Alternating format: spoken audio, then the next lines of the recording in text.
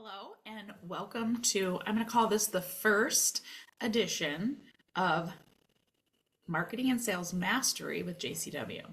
I'm Cheryl Wasilewski. I am the founder of JCW, and I've had some conversations before with some amazing people, and we have some awesome conversations, and some we've recorded online and posted on our website. But we're actually going to start a process where we're going to be pretty diligent about talking to a lot of different individuals that have great knowledge in their area of expertise and really focus that conversation around marketing and sales. So I'm going to talk a little bit about myself, a little bit about what to expect, and then I'm going to dive into our framework of our 9-step marketing plan, and how we typically work with some of our clients. So again, my background is in, actually I have an MBA in marketing. So I graduated with a BBA from Eastern Michigan University, went to Memphis, Tennessee through my career, and then got my MBA there. I spent 22 years with Northwest and then Delta Airlines, went through that merger, and have started this business 12 years ago, 13 years ago. So anyway, JCW, it's had some different iterations of its name as we tried to figure out who we were. Like I said, most of my background was in sales initially, and so I had to retrain myself on marketing, which honestly any marketer needs to, right? So much has changed with digital marketing and how people are getting their message out and working, but some of the basics haven't changed. And we want to make sure we have really good foundations in our marketing and really try to align those marketing and sales teams. So, like I mentioned a number of years ago, back in 2011, I started the business, and it kind of ebbed and flowed in different ways. We were JCW Business Solutions, and then kind of went into marketing and communications. It really, what was happening as I was working with my clients and trying to implement some marketing automation and working with them on lead gen, and I started dabbling in the sales side again, because honestly that's where I had a lot of my background. So I wanted to marry those two things together and really really just help my clients, our clients, generate those leads and convert them into revenue. So as an agency, we are, sometimes we're really the marketing department for our team. Sometimes we're just doing certain aspects of it.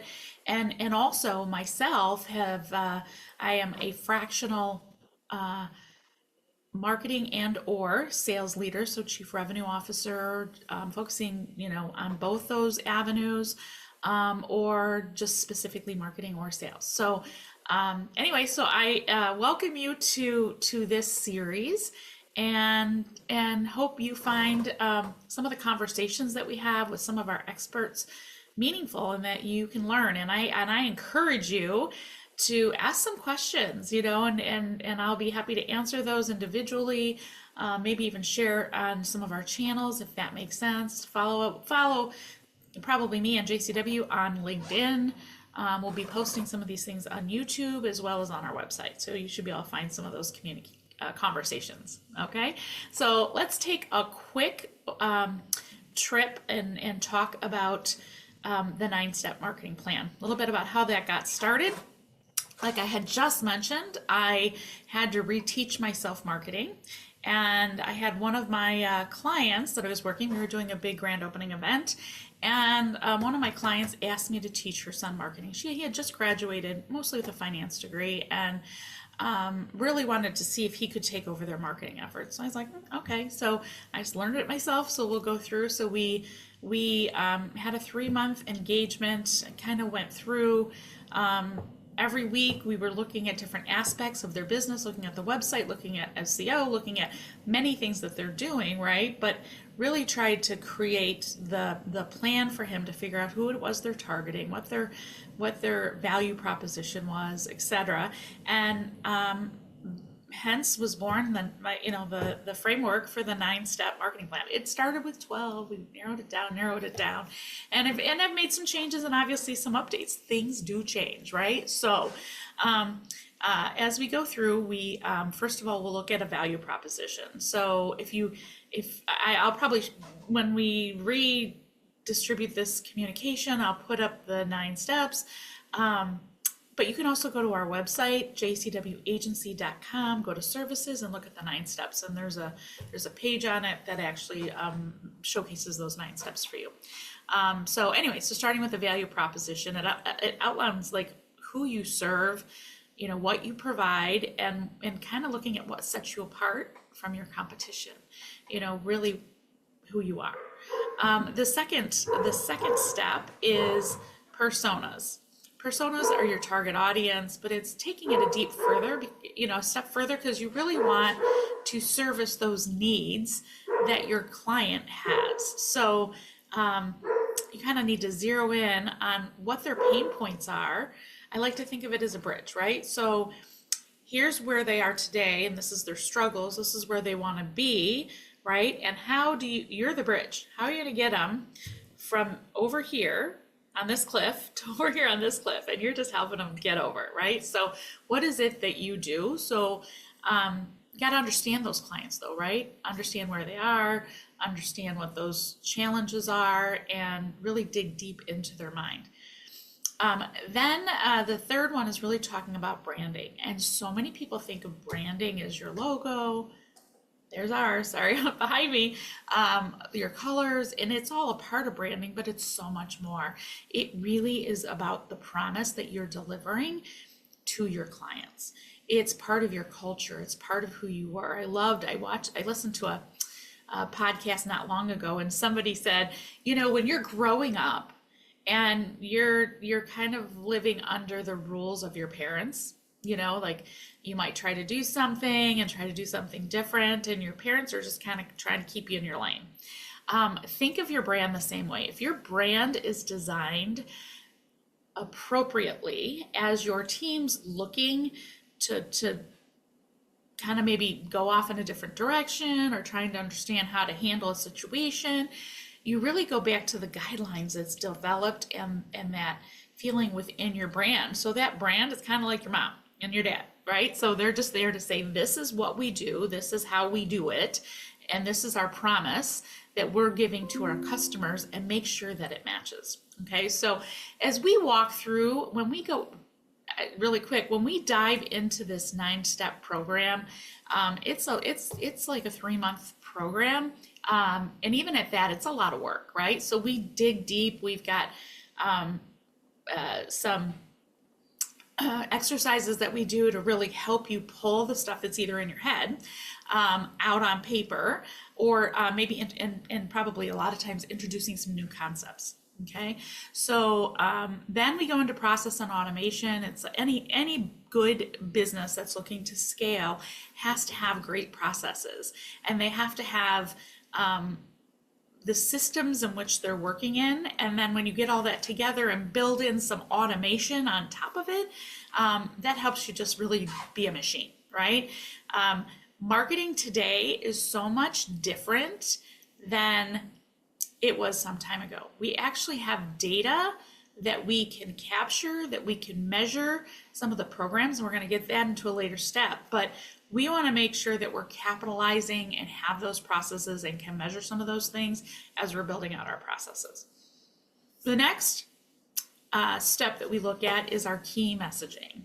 Key messaging is really kind of digging into those personas, the value proposition, the branding, and say, okay, what are the messages that we want to convey that really represents who we are and addresses the challenges that our target market has, that fits within our brand, that is offering the value that we bring to our clients, and make sure that we're very consistent, because consistency is really building trust. Okay, so whether you're in sales or whether you're focused on marketing, people do business, and I'm going to say with people, even though as a business we're trying to create that relationship, but people do business with people they know like, and trust. So a salesperson might be looking at this from a one-to-one perspective.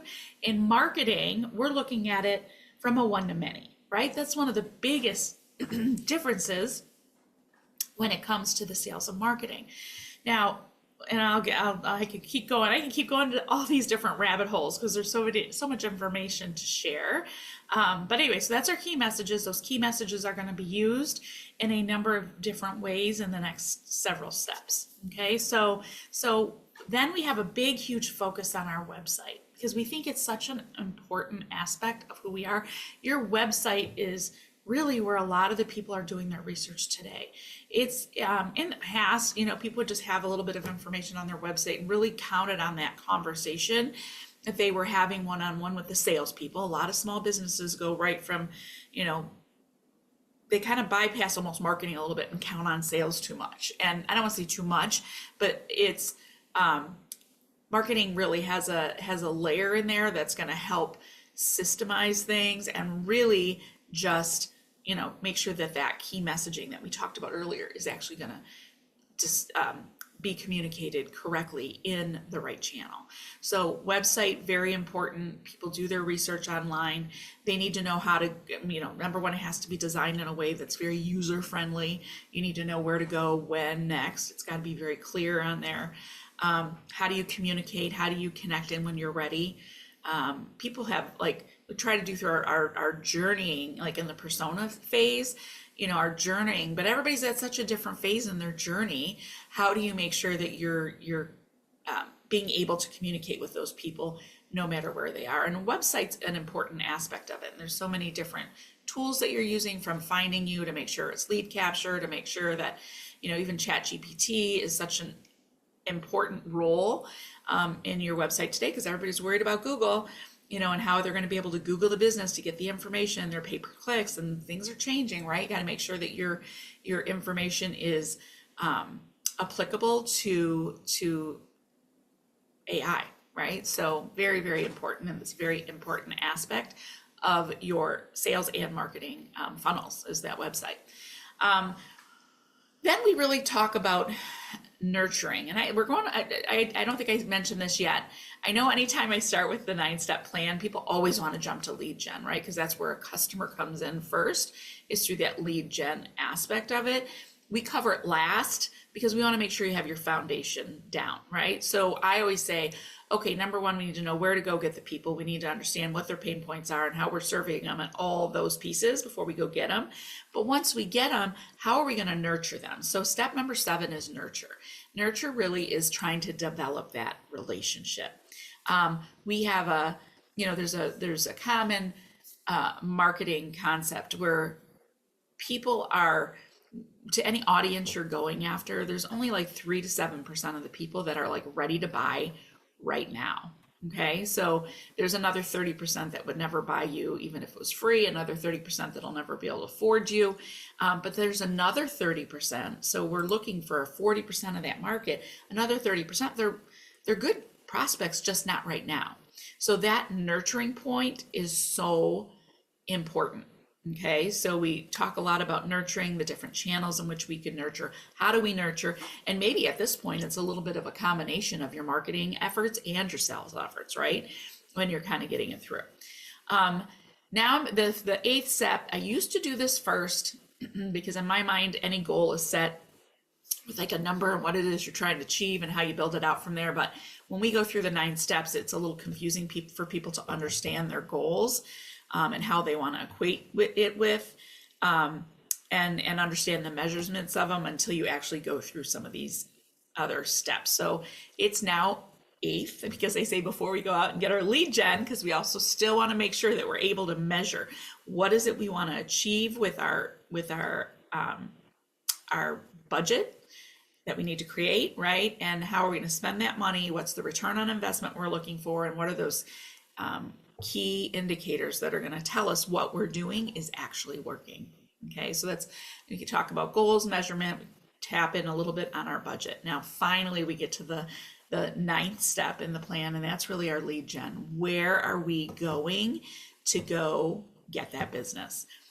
Where are our target audience, our target market, where are they sitting? So where do we find them? Where do you get their attention to showcase who your business is? And how much money do you have? What kind of budget do you have? What do you need to prepare for that budget, so that we can, again, get them, bring them in, nurture them, get them to the sales process to close them, get repeat business from them, either from themselves because it's repeatable business, or get those referrals. Okay, so that's sort of our, going back to that process and automation in step 4, how you kind of work it through the funnel. So again, that's a high level of the marketing plan overview. And like I said, we've taken this and gone and worked with groups of people that have signed up and gone through it, so they understand marketing from a different perspective. There's so many times that I hear people talk about their marketing department and what their marketing does, which is really just tactics. It's very tactical. I say it's throwing stuff against the wall and hoping something sticks, and some of it will, right? Or I've heard read another book that is like random acts of marketing. So it's not, because I think in the past, a lot of times people couldn't measure their marketing efforts. They would just go do stuff and didn't know how to measure it, and then hope that it works. And sometimes it does, right? But why not know what you're doing and be very intentional about what you're doing, and make sure you're achieving the goals and the results that you need. So again, high level on the 9 steps. We're going to be touching on different aspects of this 9-step program as we talk through, but we're also going to be bringing in people of different disciplines. I mean, I will have other marketers on chatting with me, so you can get into the nuances of, is it SEO or your website design, or branding itself, and how does the look and feel of your business relate into your branding exercise, right? So we'll have some different conversations. We're also going to reach across to different disciplines. How does the operation impact the marketing team, and vice versa, right? So we'll have some conversations, with customer care, with people within the operation, and how we're developing, and how our employees, how does our culture impact the employees that were in there, and impact the branding that we have, and how that matches. So from that perspective, on the marketing and sales time, there should be a lot of crossover. Marketing and sales should have joint goals. They don't work separately. It doesn't work well that way, especially with our smaller businesses. Anyway, so look forward to taking this journey with you. So make sure you, if you're on YouTube and watching it, make sure you subscribe. If you want to make sure when something comes out, sign up for our newsletter, because we'll be sending out communication in there when something else drops, and send us messages. Let us know what you want to hear about. We are excited to have those conversations with you.